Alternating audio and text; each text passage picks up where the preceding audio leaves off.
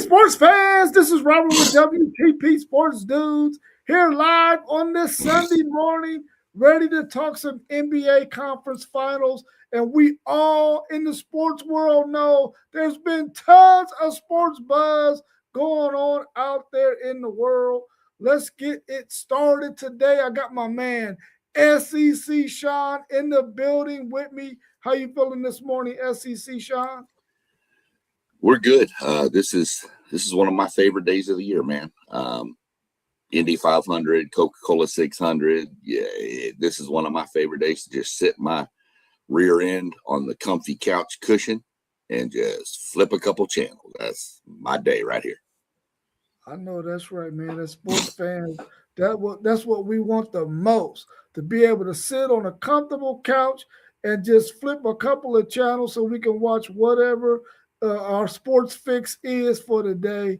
I hope at some point today I'll get to do that. I don't know if that's going to happen, but we'll get to see later on today. Let's get right on into this action. The NBA is down to the conference finals. In the East, we got the Knicks and the Cavs. The Knicks are up 3-0 over the Cavs. Do the Cavs get swept? Or is there, and what is the issue that the Cavs are facing with this Knicks team? Well, do they get swept? I mean, betting money is going to say yes, based on the way the games have played out. We talked backstage a few minutes ago, and like I said, I could see the Knicks dropping a game on purpose to be able to close it out at home. Kind of called the gentleman's sweep. I've heard the term used on that for it before. There's probably other terms, but I think the Knicks are a bad matchup for the Cavs. The Knicks have a dog in them, and Jalen Brunson is just a dog. I remember him from back in his days with the Mavericks. I hated when he left to go to the Knicks because I thought with him there we had a really good shot, better, but. I think the Knicks are you have bad matchups in sports.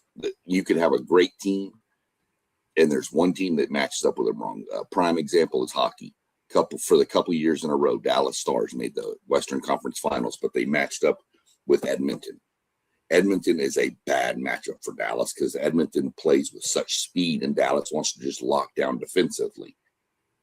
It was just a bad matchup. It just didn't work out. So that's kind of my main thing I see between the Knicks and the Cavs.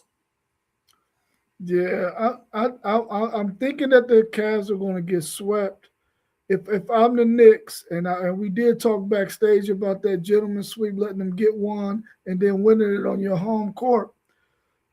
But if I'm the Knicks, I want to get this thing over with and get as much rest as possible. I don't think they have anybody nursing any serious injuries, but I still will rather get that rest. You just came off of a long season.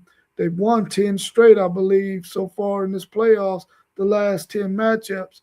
And I feel like the Knicks, they got 5 guys that they start, and they all can get you buckets.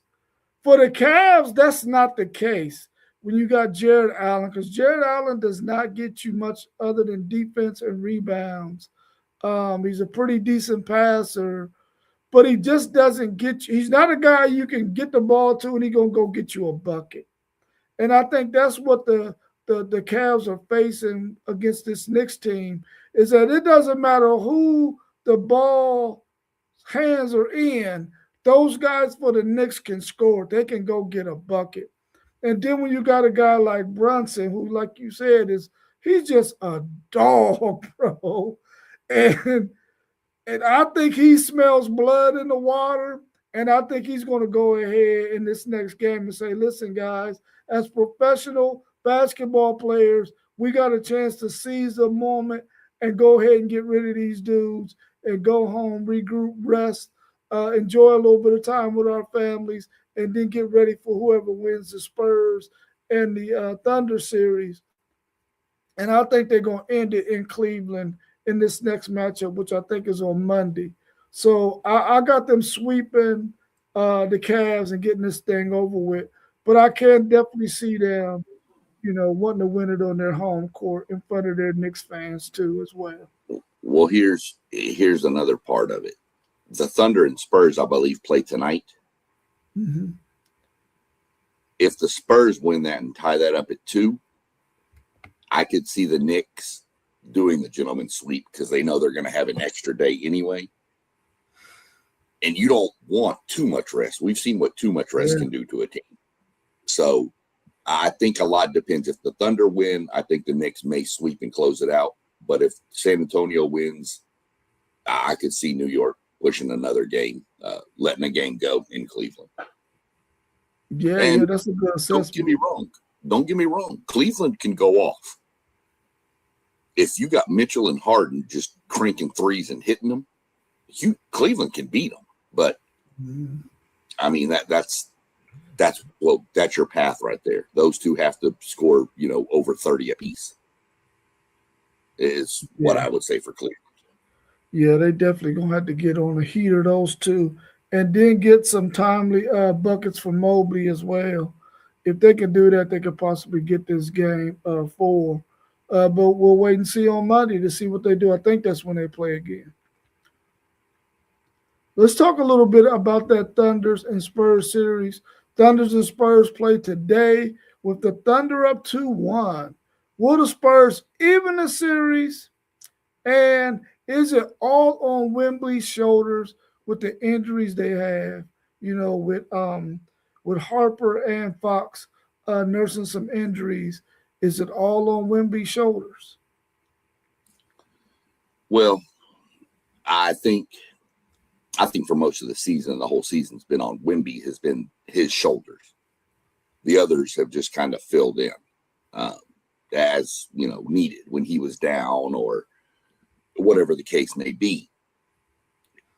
So being the superstar, that's always on your shoulders. But with the injuries, I mean, his role has to get bigger to offset. I don't want to say their shortcomings, but if they're not up to 100%, there's going to be shortcomings in their game, and he has to be able to pick up that slack. Can he do it? Of course he can. He's one of the best players in the league, if not, the best, right now. So, but you also have to remember that this is a very playoff seasoned Oklahoma City team. They've been there. They've done that, defending champions. So these are the two teams I think most people expected in the Western Finals, to be honest. I think most people had the Thunder and the Spurs in there based on the regular season.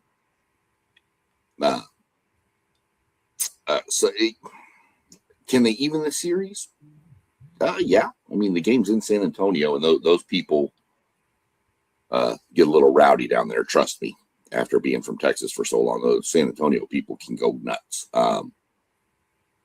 I'd actually look for San Antonio to even the series.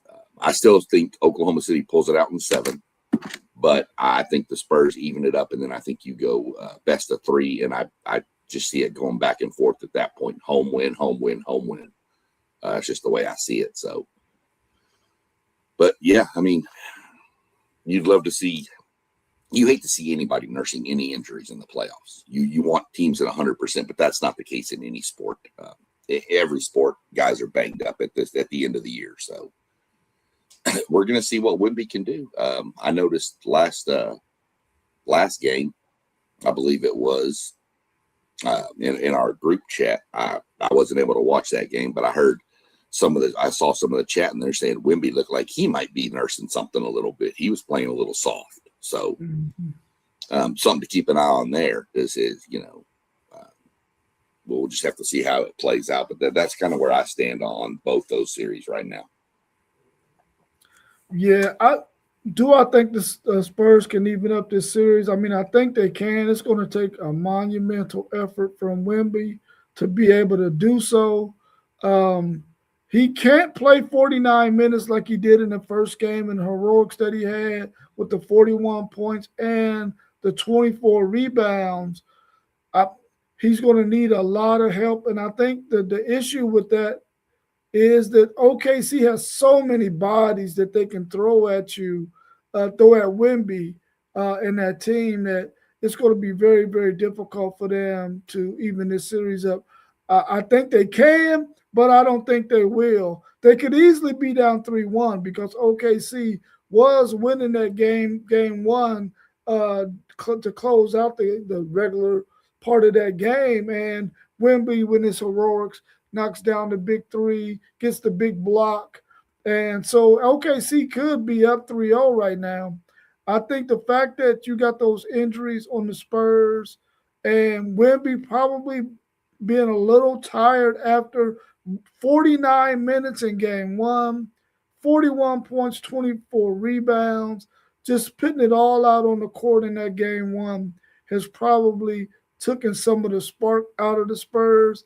They definitely got to get this game, though, and if they think they're going to force a game seven or even a game six.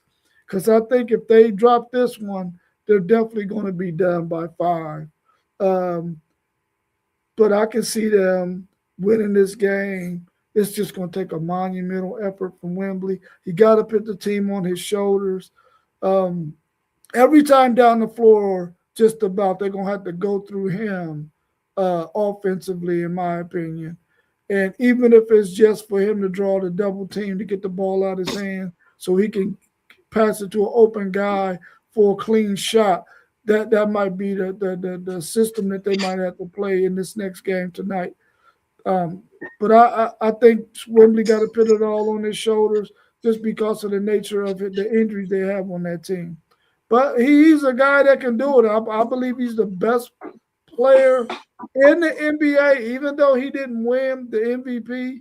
I think he's still the best player in the NBA, and we haven't never, in the years I've been watching the NBA, seen anything like Wemby. I mean, a guy who is 7'5", 7'6", can go out on the perimeter, knock down threes, can handle the ball, can pass, can get to the cup. I mean, we've never seen a guy like that before. It's definitely on his shoulders, though. Definitely on his shoulders. Yeah, this is part of that. It goes to back to what I said about the difference in the experience.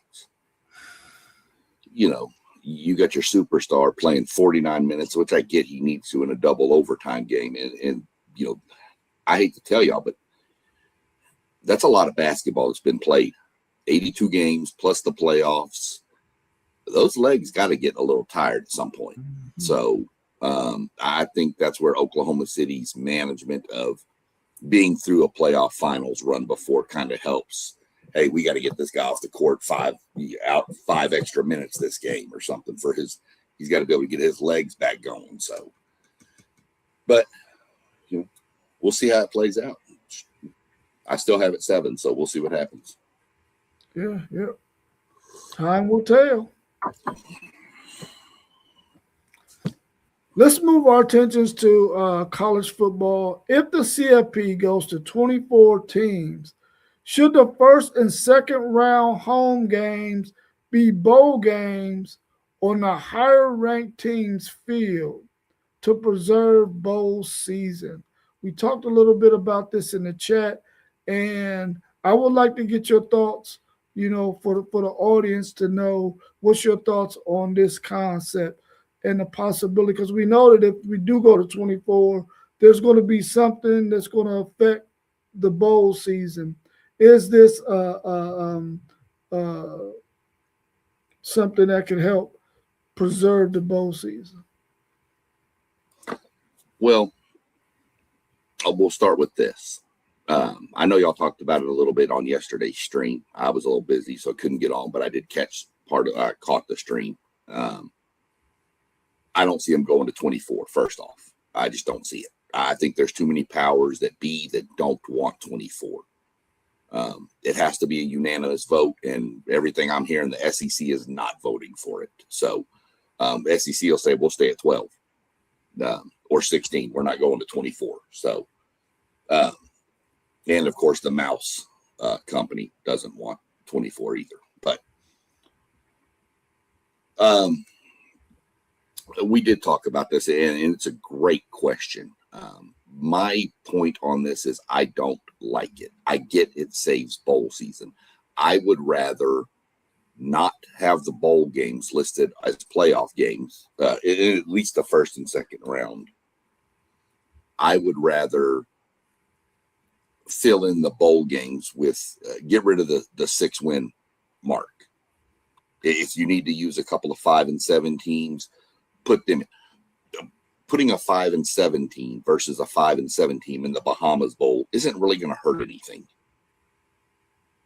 It's going to give those kids extra practice, the young kids. So I get rid of the 6-win mark to get into a bowl game if you have to. If there's not enough 6-win teams, fill in with who's left. Secondly, a home playoff game should be a home playoff game.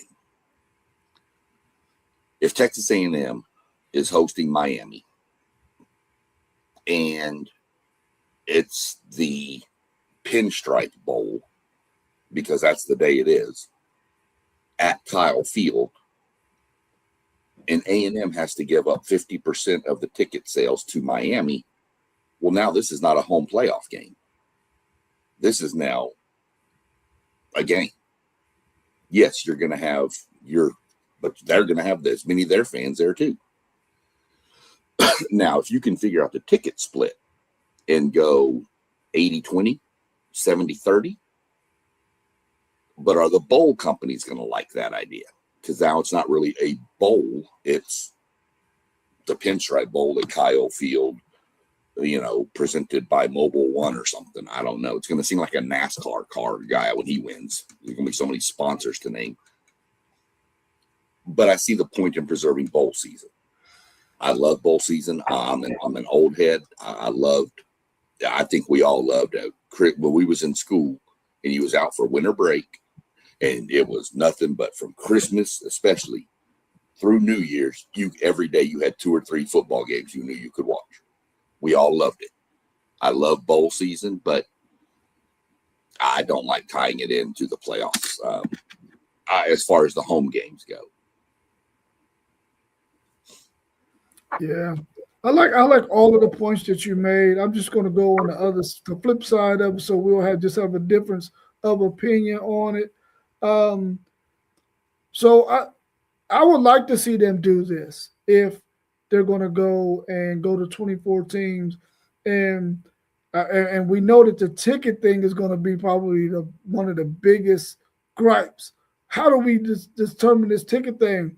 But in my opinion, I feel like, hey, listen, if you're not the home team, you can't get more tickets than the home team. You should have had a better record. You should have had a higher ranking. So if the home team, a 70-30 is perfect for me. I would even be willing to go 80-20. I don't know if the visiting team would only get 20,000, but that's usually what the case is. And then those bowl committee, whatever bowl it is, they come in and they celebrate these players for making it to this bowl game. You already got the venue that's set. You already know where you're going to be. You can just move all of your festivities to that place, all of the gifts and stuff that you give to those players for playing in that bowl game. It probably eliminates a lot of the background stuff that you have to do because you're already on somebody else's campus and they're already used to doing things a certain kind of way because they had home games there at least half the season anyway. So I like it. I think it will help to preserve bowl season because, like you, I looked forward to watching college football during winter break. I still look forward to watching it during winter break as an educator, and I don't ever want that to go away. Even when they're small bowl games, I just want to see college football. But I really do like that idea that if it's a 5-17, I don't mind who it is. I want them to get that extra practice. I want them to be able to get celebrated for playing the game of college football. And if we can get more teams in bowl season, then I'm all for it because it shouldn't be always about the quality of the game as much as it should be about the development of these young people and allowing them to have an opportunity to be celebrated. And that's what happens at these bowl games. So when these bowl games take place, those players get celebrated for being there at that bowl. Well, So I'm all for that. go. Let me throw this at you now. This is kind of on the 5-7 thing. How many years have we seen a team go 5-7 that we thought was going to be a top 5 team? Mm-hmm. But an injury or 2 or 3 happen, or something internal happens and it just spirals. Clemson last year just spiraled. LSU spiraled. But that would give the coaching staff a chance to bring in and play some of the freshman kids. Just because we all know bowl games, a lot of people sit out anyway. So to me, there's that. Now, going back to be the argument against your argument for the bringing everything to the certain cities, you have to be careful with who gets the host spots in these playoffs. Some cities may not be able to handle that much traffic. Yeah, that's true too. Now, Texas A&M has a massive campus and a massive stadium, but the city's very small. Something like think of a Georgia Tech hosting. It's a very small little area. Now, I know, it's in a big city, but the college is smaller. Like the stadium is smaller. Vanderbilt's small. Can the city handle that much traffic coming into it? That's another thing you have to look at. Where are these games going to be versus what is the city like? Now, I'm sure with enough prep time, you could make it work logistically. But that's another that kind of crossed my mind after our chat yesterday was some of these, places might not be able to handle the amount of traffic coming in for a full bowl game, especially if it happened, which it wouldn't be. It'd be one of the smaller type bowls. But think if it was something along the lines of the size of, say, they named the Peach Bowl, and they brought everything that goes with the Peach Bowl into College Station. That's going to overrun Bryan College Station real fast. Mm-hmm. So that would be the thing I would have to watch is who's hosting. So. Yeah, that's a really good point, SEC Shannon. I didn't even think about that because if you're not in a major city and you don't have the hotel capacity to be able to house all of these people who are going to be coming to this game, and they gotta go to the nearest big city that might be able to accommodate them, that could be 100 miles. That could be an hour and a half drive just to get to come and see your team play. Now, as fans, we will do that because we're fanatical like that. But it's still inconvenient, man. It is super inconvenient to have to. You want to go see your team, but you gotta stay an hour and a half away in order to be able to do so. So that's a really good point. Right, because I'm going to use College Station. That's my city I know the most about, and down there for football with Texas. So you're bringing all these people in. Let's say we go an 80-20 split, so A&M and Miami, and you get 30,000 people or 20,000 Miami fans, plus the 80 to 90, 85,000 A&M fans. Let me tell you something. If you've never been to College Station, Texas, there are people going to have to go stay. It's in the middle of Texas. Okay, you're an hour-ish to Waco. You're an hour and a half to Austin. You're an hour and a half to Houston. All these fans are going to have to be staying in those cities because there ain't enough hotels in College Station to handle them all. Not when you start adding in the people from the bowl game, the commentators, all the crew for the film and everything. So that's one thing you have to watch. That's why I really don't even know that College Station can handle a bowl game, to be honest with you, due to the hotel capacity. It would have to shift to, San Antonio has one, Houston has one, Dallas Fort Worth, but Dallas Fort Worth has so much. It's just there's too much need for hotels in cities like that. Columbia, Missouri would be another one I could mention. There's no way they have the hotels in Columbia, Missouri or Columbia, South Carolina to handle a bowl game. Yeah. Yes, we know, Rob. Austin has the ability to do it. We know, Rob. You don't have to bring up Austin. Yeah, for sure. For sure. Big Dog Sports 18. We totally agree with you. We feel like 24 is way too much too, and we don't want it to go to 24. But we just wanted to entertain that question. But we appreciate you being in the chat. Make sure that you subscribe. And it's a plethora of us who do this channel, but we all got our own individual channels, and it's scrolling across the bottom. If you want to support us and subscribe to those channels that's rolling across the bottom. But we appreciate you being in. And we agree, it's not basketball. 24 is way too many.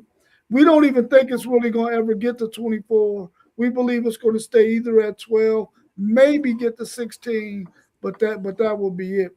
But we wanted to tackle that question that if they do go to 24, the first and second round, will they be bowl games on people's home court in order to preserve bowl season? And so if you want to drop your thoughts on that, the hypothetical, if it did go to 24. Let's tackle this next question. Should the collective bargaining agreement be looked at to redistribute the money differently instead of equally? Right now, every school is getting this 20.8 or 20.5, whatever that amount is. And I think we have some teams and some coaches and some universities out there that are saying, listen, we're one of the bigger brands. We bring a lot of money into this pot that's being distributed to all of these places. Should we be getting the same amount of money? And I'll take Texas, for instance, since I'm a Texas Longhorns fan. Should the Texas Longhorns be getting the same amount of money as Sacramento, or any of those other smaller schools who's getting that same amount of money? In my opinion, and I'll let you go first, SEC Sean, I think they should revisit it, in my opinion. Well, okay. You think it should be done differently, right? You think the bigger schools should get a bigger piece of, okay. So I'm going to play devil's advocate with you, because obviously we both are fans of massive schools. You a Longhorn, I'm an Aggie. I think it needs to stay equal, and here's why. Those other schools, San Jose States, people like that, Fresno States, things like that. What are their media rights? What's the University of Texas media rights? It's pretty large. What's the amount of donations coming in from boosters to the University of Texas? What's the amount of money coming into boosters from Fresno State? Indiana didn't start getting good till they started getting boosters named Mark Cuban involved. Texas Tech was mediocre until they got Clay Campbell involved. So these bigger schools have more donors to be able to pump money into it. Texas A&M, I mean, we've got the founder and owner of Buc-ee's. You think that dude don't have some money to throw at the school? Yeah, okay. Numerous veterinarians. I mean, y'all got numerous doctors and lawyers and stuff coming out of Texas. I mean, Oklahoma State has T. Boone Pickens money. SMU has Ross Perot money. I mean, these bigger schools have the financial ability to withstand it. This 20.8 for Fresno State is like you or I hitting the lottery for $1 billion, hitting the Powerball.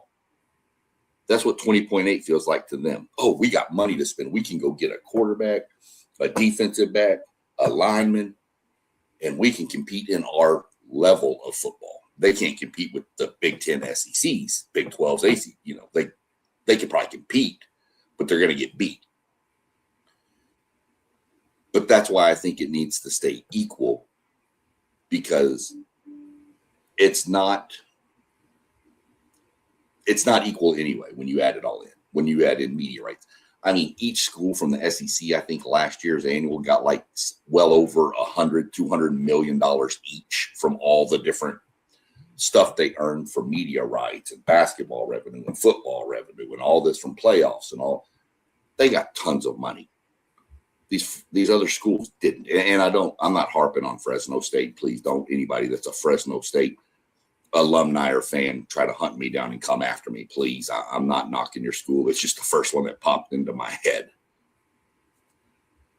So that's where I'm going to stand on it. Is I think it needs to stay equal because the big schools have enough to supplant what they need. I mean, the proof is in the pudding, Rob. We know this.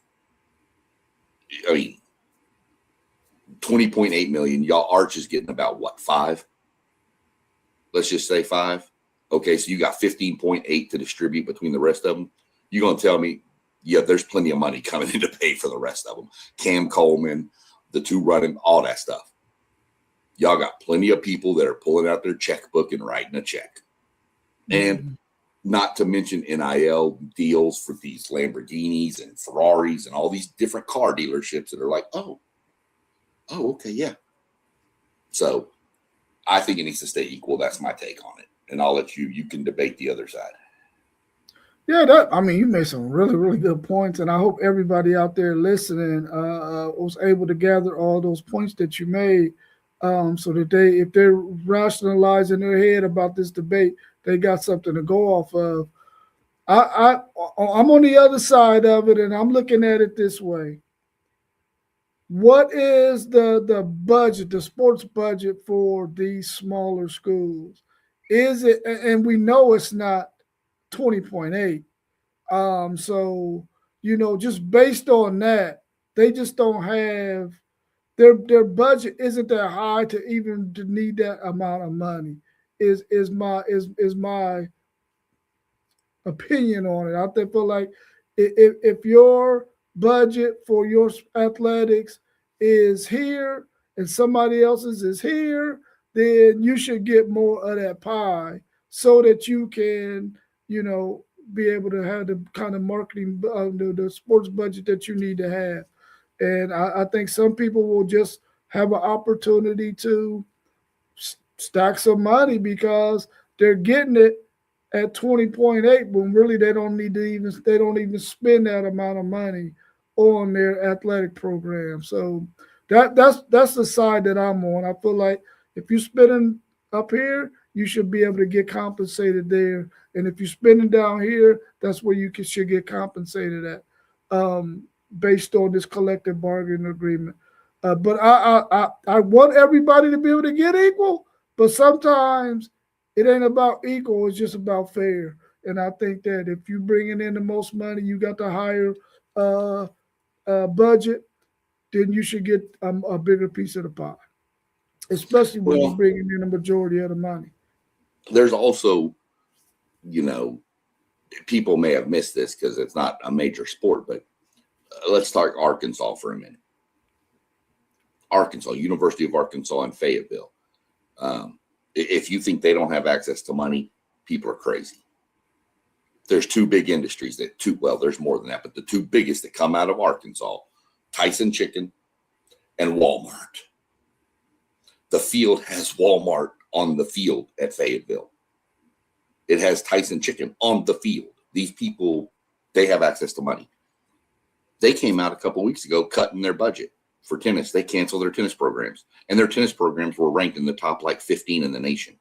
Mm-hmm. They canceled them. Now, donors have stepped up and saved the program for a couple of years, I think is what it is, like a 2 or 3 year thing. So, this is where we're getting to is what is the cost of running these athletic departments?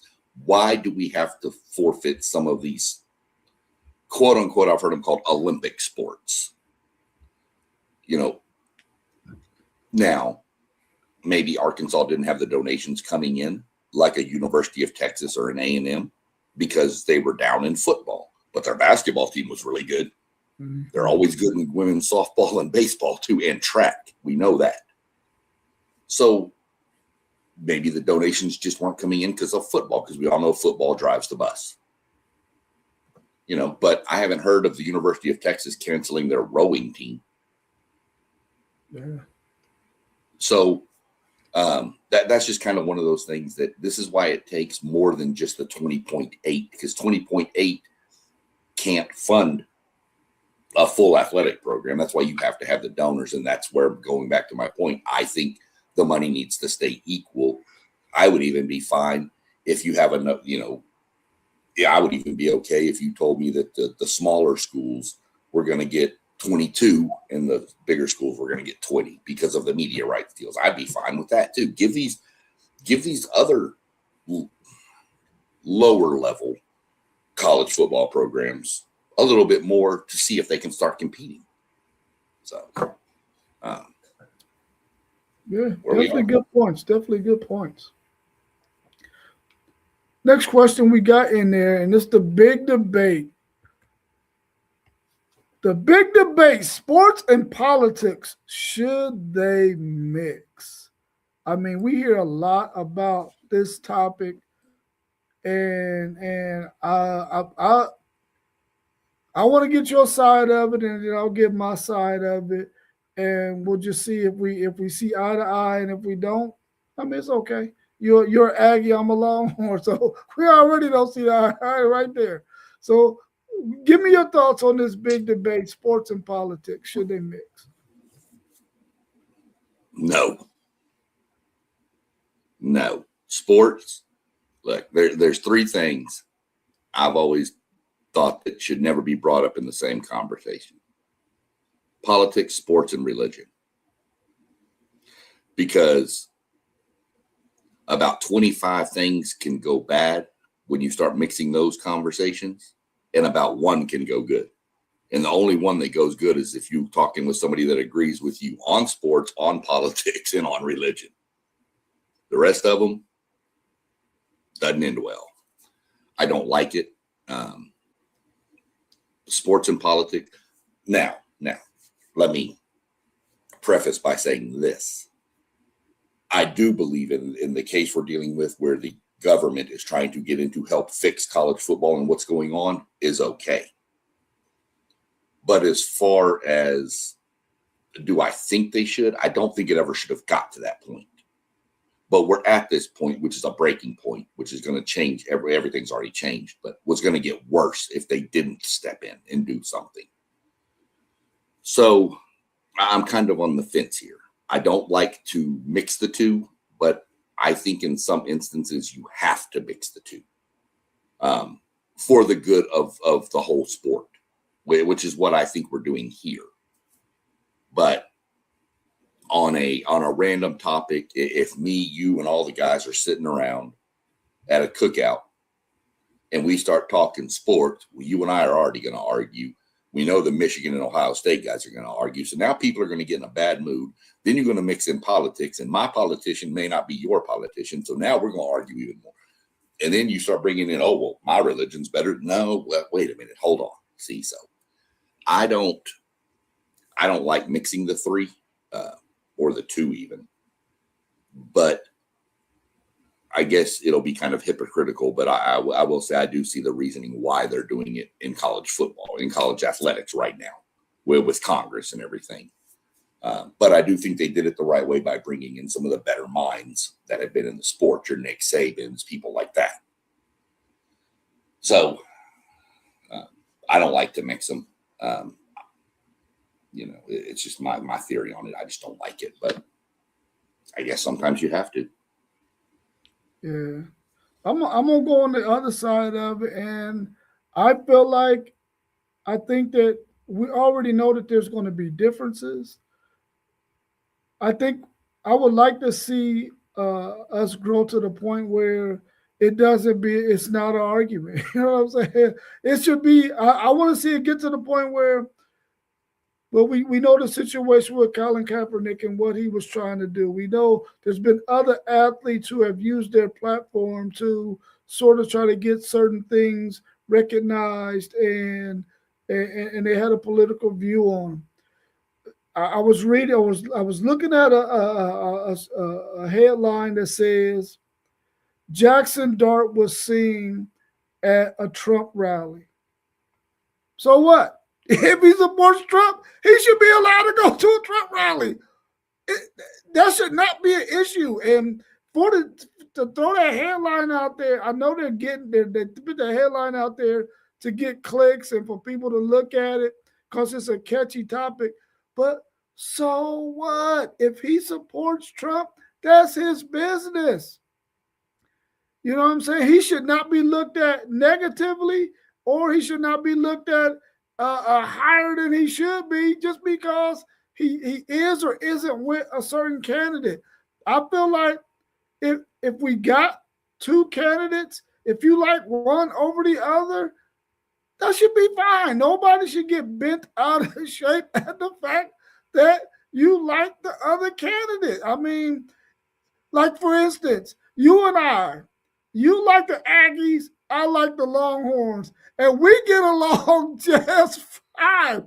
Yeah, we're gonna go back and forth and say what we say, but at the end of the day, SEC Sean and Robert are going to be cool regardless of the fact that we like opposing teams because we got the kind of mindset that, man, that ain't no big deal. That's just sports.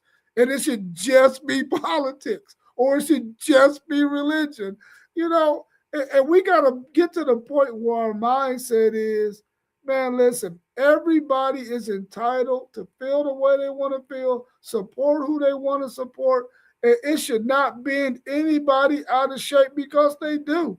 I'm not going to dislike anybody because they choose somebody over somebody else. If that's what you want to do, that's fine with me. That does not make you a bad person. You know what I mean? So I'm okay with it. I think sometimes in sports, you got to use your platform politically. And I think in the case of politicians having to get involved in this college football mess, I'm all for that because it is needed. We got to get this thing fixed because we all know it's a mess. And if our higher powers, the people that we elect to handle problems within the country, are there for that reason, man, you better step in here and do it. And I think that it's their duty to do that because it's a mess. And that mess needs to be fixed. And that's why we got people in the government. So I'm okay with it either way. But if somebody wants to mix sports and politics, we can have that discussion. We can have differences of opinion, but it should not change the way we feel about each other.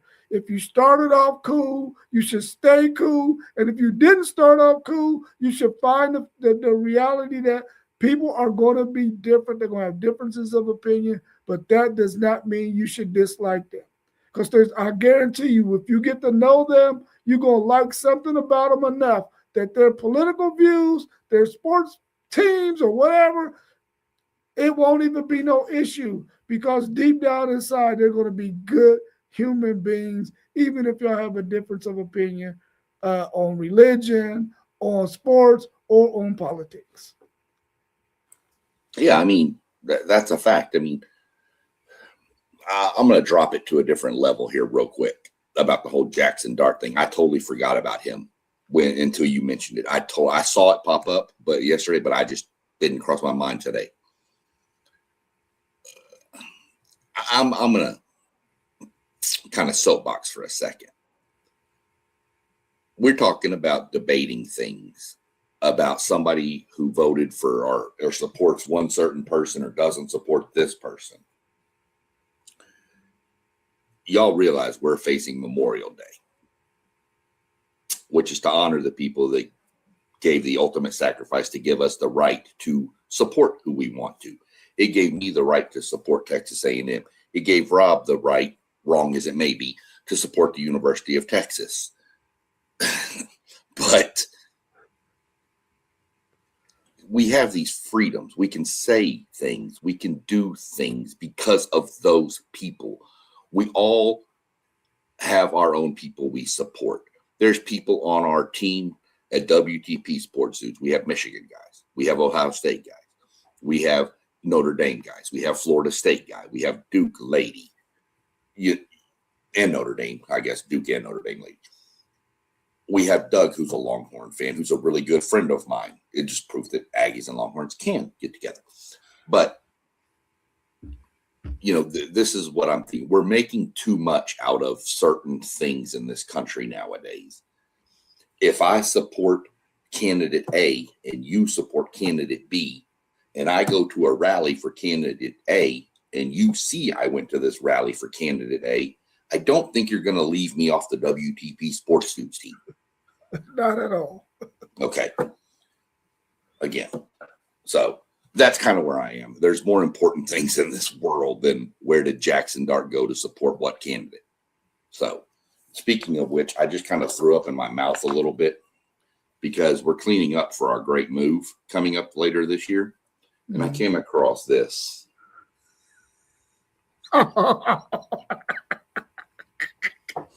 Yeah, that's a reason to throw up for sure. Hey, but listen, man, you eating steak and potatoes now, buddy. You eat steak and potatoes now. Yeah. So, I saw that and I went, well, I could have done without that this morning, but whatever.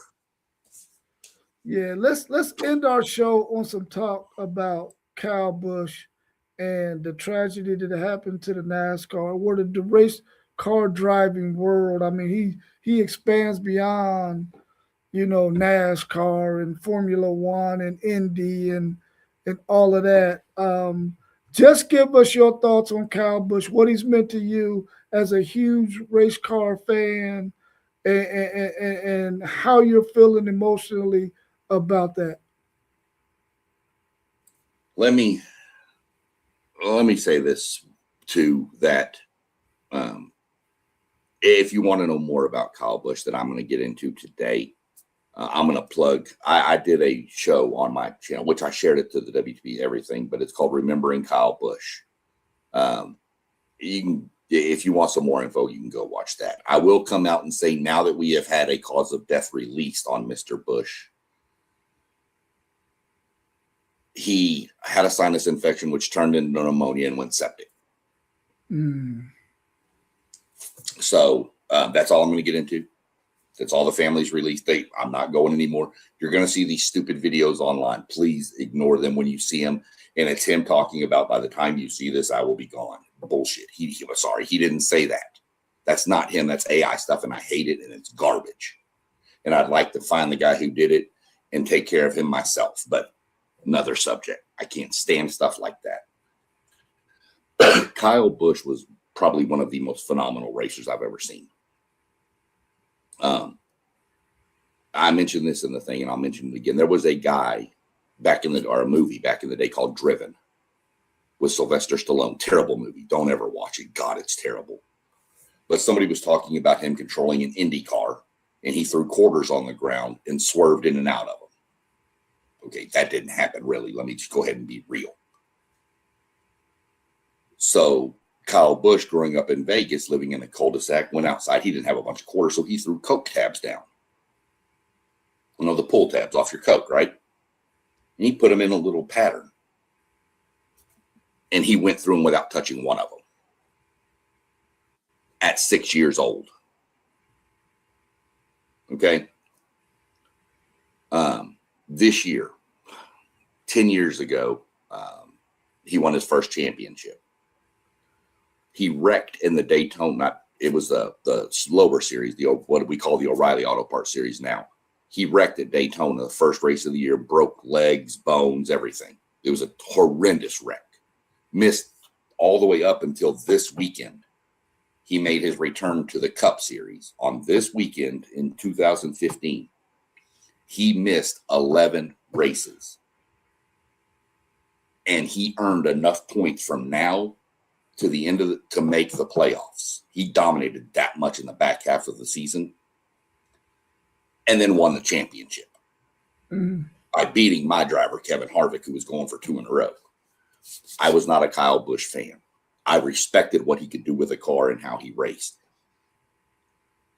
This ripped the motorsports community apart.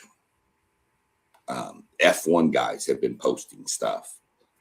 This tells you, everybody will hear that F1 and NASCAR and IndyCar don't all get along. Let me tell you something. Racers are racers. F1 guys have done stuff. Formula One has done stuff. IndyCar, has done stuff.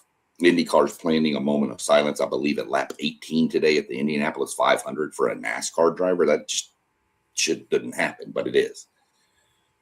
The Carolina Hurricanes, obviously right there in North Carolina, posted a tribute for him in a moment of silence before that happened the day of their opening round hockey game.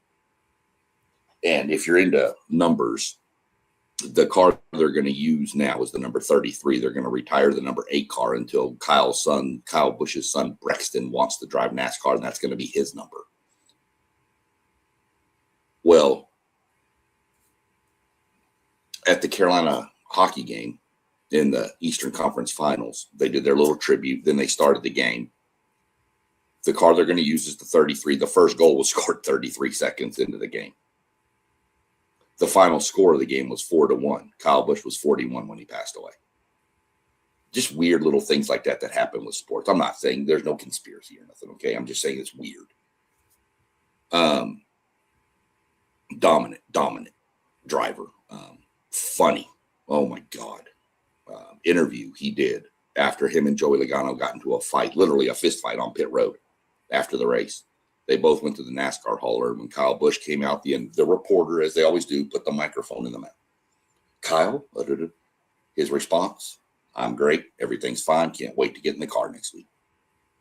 Well, Kyle, can you tell us about, I'm great. Everything's fine. Can't wait to get in the car next week. Well, Kyle, what about, I'm great. I'm fine. Can't wait to get, that's all he said about 6 or 7 times back. Kind of like, I'm only here so I don't get fined. We all remember that clip. Okay. Same thing. The world, the NASCAR community is devastated. People came up, cancel the race. NASCAR doesn't cancel races. The race car drivers are wired differently. They in that cockpit, so to speak, they don't think about anything else. They won't have to think about Kyle. They won't. If you cancel the race, they're all just going to sit there sad and moping. That's not what they do, and that's not what he would want. They'd want him to race. They didn't stop racing when Dale Sr. died. They're not going to stop now. But I will tell everybody, if you go watch my video, hopefully you'll enjoy it. But there is on YouTube, NASCAR has a channel on YouTube. And they have little spots on there you can search through and find NASCAR Radioactive. What that is that's when the drivers key up their radio in the car and start yelling and screaming and complaining about stuff. Kyle Busch is on there almost every day. And it's funny. He is hilarious. But like I said, also in my video, I wasn't a Kyle Busch fan. But I think that's got to do with what I call the Yankee syndrome. He wins so much. When people think of NASCAR and winning, they think of Richard Petty, who has 200 career wins. Kyle Busch has 270-ish, right around that range. He's got 102 in the O'Reilly Series, 69 in the Truck Series, and I think 63 in the Cup Series. And that's not counting any other lower series that he's won in either. Just those major 3. He's at 230, 240, somewhere around there. So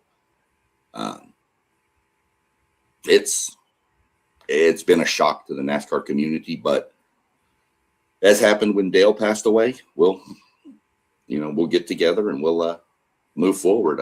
I heard the adage that, NASCAR is like a family reunion. We all love and care about each other. Even the crazy uncle in the corner, which was normally Kyle Busch, by the way.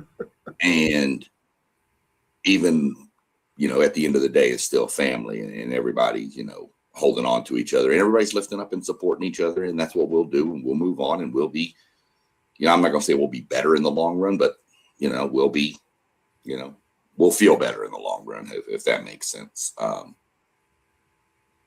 So yeah, that's just The most poignant phrase, and I closed my show with this the other night, came from Brad Keselowski, one of the other racers, saying how Kyle pushed him to be the best. He said Kyle stole some victories from him, but he stole some from Kyle.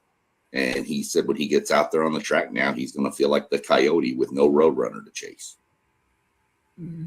And kind of sad and poignant, but I sent a video to the group chat yesterday about them lowering the number 33 car off the rack out of the hauler. And this never happens, by the way. When they take cars off, normally everybody's doing it. It's loud. It is, cars are cranking up, engines are firing. When they started lowering that 33 car off, and even the number 3 car, which is the teammate to the 8, every other team just stopped and put their hands down and stopped. And it was pure silence while they were lowering these 2 cars. It's just what NASCAR does. It's family. It's going to be an emotional day today. I can tell you that. That's why I'm glad this show's early, because at about 5 o'clock when they start the pre-race, I'm probably going to be like a little baby. There ain't nothing wrong with that. But I appreciate you giving us that on Kyle Busch, man. We really appreciate that. Everybody go and check out SEC Sean's channel on YouTube, where he did something on Kyle Busch, and he's going to probably do something later on today dealing with Kyle Busch as well. Or just go check out all of his NASCAR series that he's because I've learned so much about NASCAR when I knew absolutely nothing before he joined the show with us. Now I know a whole lot more, and I'm even interested in going and catching a race here sometime in the near future. But I appreciate you for that, SEC shot. Oh, 100%. Anybody interested? Of course, they'll be racing in, I want to say Michigan, June 6th. It's 2 hours from here, Brooklyn, Michigan. But I'll say this. People that say I can't watch the races because I don't have cable or whatever, and they're on Fox and stuff. Let me just give you a little insight. Right now, for the next 5 weeks, we're on Prime, Amazon Prime. So if you have Amazon Prime, which I'm going to go ahead and assume probably 95% of the people watching this have Amazon Prime. But even if you don't, and you're like, what is this NASCAR stuff about? Sign up for a free trial. It's a 30-day free trial. You can watch all 5 races in a row on Amazon Prime for free. And NASCAR's promoting that. So you can watch them for free if you have Amazon Prime, or you sign up for a free trial. It's 5 weeks that you can kind of see what it's all about. Like Robert said, I appreciate the plug, but if you're not sure what it's about, go hit up my channel. There's a NASCAR for Beginners series all on there. I'd start, if you're going to go look at it, I'd start probably around series 3 or 4 on the series, because the first one's more of the history of NASCAR. You can watch them all, and I'd appreciate it. But if you want to know more about what goes on, start about there. But, I appreciate you letting me talk about Kyle a little bit. It's been a rough couple of days. But again, as it is when anybody passes away, whether it's a family member, friend, whatever, baby steps. Put one foot in front of the next every day, and every step gets easier to take. So something I live by. So appreciate the couple of minutes there just to kind of ramble about him. He was one of the giants. Think of Kobe passed away. Somebody brought this up in our chat when Kobe passed away, how it affected basketball. And my difference there is Kobe had already retired. Kyle was still active. So that's not saying one's better than the other or worse than the other. I'm not saying that. Kobe passing was tragic. So, but just kind of my similarities there with them. So yeah, I appreciate it. We're gonna get through today. We're gonna go watch some Indy. I think the Truck Series race kicks off right now, and then Indy kicks off in an hour, and then the Cup Series is tonight under the lights. And let me tell you something; it's a fun race to watch. seeing those cars under some lights, Rob, you can't fathom how cool they look. Yeah, I bet it's cool. Everybody out there, we enjoyed you today. Thank you for tuning in and watching us here at WTP Sports Dudes. We will be back again on Tuesday at 7:45, Wednesday at 7:45, Thursday at 7:45, Saturday at 10 a.m., and on Sunday at 9 a.m. So during the week, we're on in the evening. During the weekend, we're on in the AM, and we'll be bringing you some more shows on Friday once we get closer to college football season. So make sure that you hit that bell so that you can get notifications anytime we get ready to go live. We appreciate your support. Make sure you check us out on Patreon and Spotify at WTP Sports Dudes 2026. And also check out our website at WTPSportsDudes.com. We're out of here for the day. Enjoy the rest of your day. SEC Sean, I appreciate you this morning, bro. No problem, man. I appreciate it. And hey, man, y'all do what the man says. So go like, subscribe, hit the notification bell. Get ready to roll with us. Let's go. All right. Peace, bro. All right. Peace, brother. All right.